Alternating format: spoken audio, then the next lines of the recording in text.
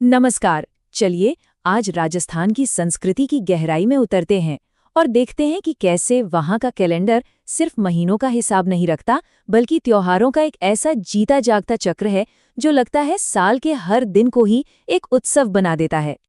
सोचिए जरा कैसा हो अगर हर महीने जश्न मनाने का कोई नया बहाना, कोई नया कारण मिल जाए।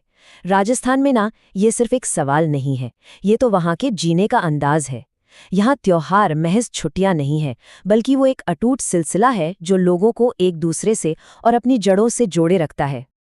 और सही मायनों में राजस्थान का कैलेंडर आस्था, प्रकृति और आनंद का एक जीता जागता चक्र ही तो है। मतलब इस धरती पर त्योहार सिर्फ तारीखें नहीं हैं, बल्कि ये तो जीवन जीने का वो तरीका है जो मौसमों के साथ साथ आप कह सकते हैं कि बदलता भी है और खिलता भी है। तो अपनी इस यात्रा की शुरुआत करते हैं मॉनसून की पहली बूंदों के साथ। जब बारिश रेगिस्तान की उस तपती धरती को ठंडक पहुंचाती है ना, तो पूरा राजस्थान जैसे जश्न के एक नए दौर के लिए जाग उठता है। और इस मौसम की शुरुआत होती है हरियाली अमावस्या से। नाम से ही पता चल रहा है ना, ये धरती के फिर से हरे भरे हो जाने का उत्सव है। इस मौके पर तो मांगलियावास और उदयपुर जैसी जगहों पर बड़े बड़े मेले लगते हैं, जो इस खुशी को आप कह सकते हैं कि दोगुना कर देते हैं। अच्छा, तीज को लेकर ना अक्सर थोड़ी कंफ्यूजन रहती है, तो इसे साफ कर लेते हैं। देखिए, एक होती है छोटी तीज, जो श्रावण के महीने में होती है और ये जयपुर की शान है। और दूसरी है बड़ी तीज, जिसे कजली तीज भी कहते हैं, जो भाद्रपद में बूंदी की पहचान है।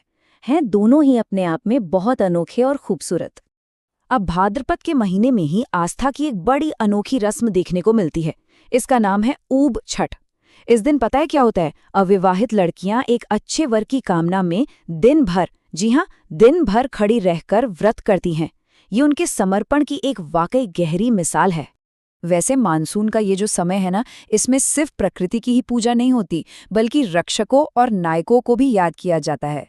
जैसे गोगा नवमी पर लोक देवता गोगा जी को याद करते हैं, और फिर रक्षाबंधन तो है ही, भाई बहन के उस पवित्र बंधन का जश्न। तो मॉनसून के बाद अब हम आगे बढ़ते हैं शरद ऋतु की ओर। और ये वो मौसम है जो अपने साथ साल के कुछ सबसे बड़े और सबसे भव्य त्योहार लेकर आता है। लेकिन बड़े उत्सवों से ठीक पहले श्राद्ध पक्ष का एक थोड़ा गंभीर समय आता है।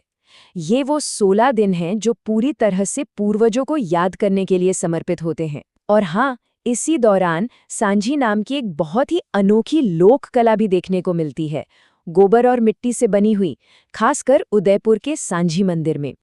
और फिर शुरू होता है जश्न का असली दौर, विजयादशमी, यानी हमारा दशहरा। वैसे तो ये पूरे भारत में मनाया जाता है, लेकिन कोटा का दशहरा तो कुछ खासी मशहूर है। इस दिन की एक और खास बात है हथियारों और खेजड़ी के पेड़ की पूजा करने की परंपरा। दशहरा के ठीक बाद आता है भारत का सबसे बड़ा त्योहार, दिवाली। पर रुकिए, ये सिर्फ एक दिन का जश्न नहीं है, ये तो पूरे 5 दिन तक चलने वाला एक महापर्व है। इसकी शुरुआत होती है धनतेरस पर खरीदारी से, फिर आती है रूप चतुर्दशी, फिर मुख्य दिवाली का दिन, उसके बाद गोवर्धन पूजा, और आखिर में भाई दूज के साथ ये त्योहार पूरा होता है। लेकिन दिवाली का मतलब सिर्फ दिए, रोशनी और मिठाइयाँ नहीं है। इसका एक बहुत गहरा सांस्कृतिक और धार्मिक महत्व भी है। जैन धर्म के मानने वालों के लिए ये भगवान महावीर का निर्वाण दिवस है। आर्य समाज के लिए स्वामी दयानंद सरस्वती का निर्वाण दिवस। और इसी समय नाथ द्वारा का वो विश्व प्रसिद्ध अन्नकूट महोत्सव भी तो मनाया जाता है। चलिए अब हम सर्दियों और वसंत के मौसम में दाखिल होते हैं।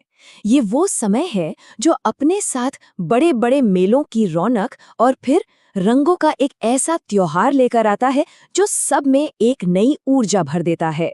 सर्दियों की बात करें तो डूंगरपुर का बेणेश्वर मेला एक बहुत ही बड़ा आयोजन है। ये सोम, माही और जाखम नदियों के पवित्र संगम पर लगता है, और इसकी भव्यता और महत्व का अंदाजा इसी बात से लगाया जा सकता है कि इसे आदिवासियों का कुंभ कहा जाता है। और फिर सर्दियों की उस शांति के बाद आता है वसंत का सबसे ज्यादा जीवंत त्योहार, होली। लेकिन ठहरिए, राजस्थान में होली का मतलब सिर्फ रंग फेंकना नहीं है।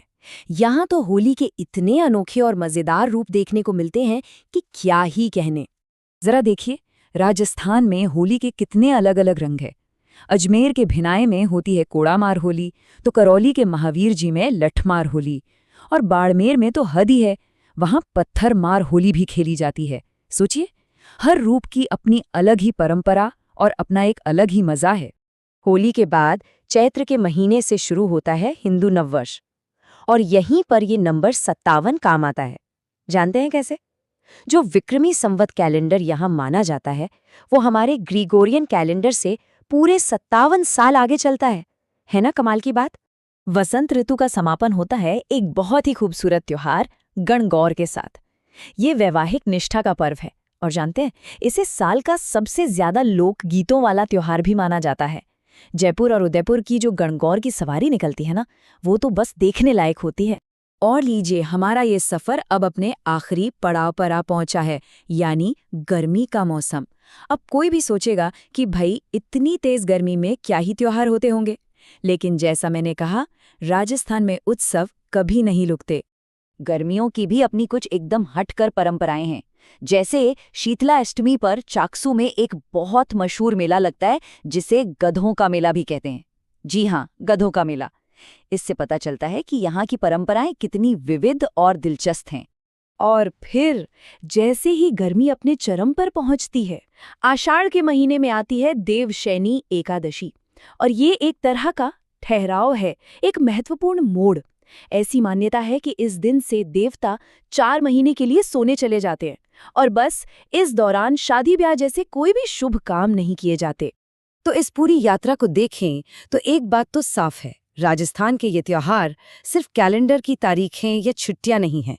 ये तो वो ताना बाना है जो प्रकृति, आस्था और पूरे समुदाय को रोजमर्रा की जिंदगी में एक साथ बुनता है।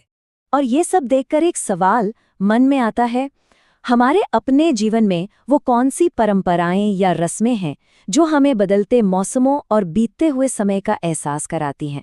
इस पर सोचिएगा जरूर।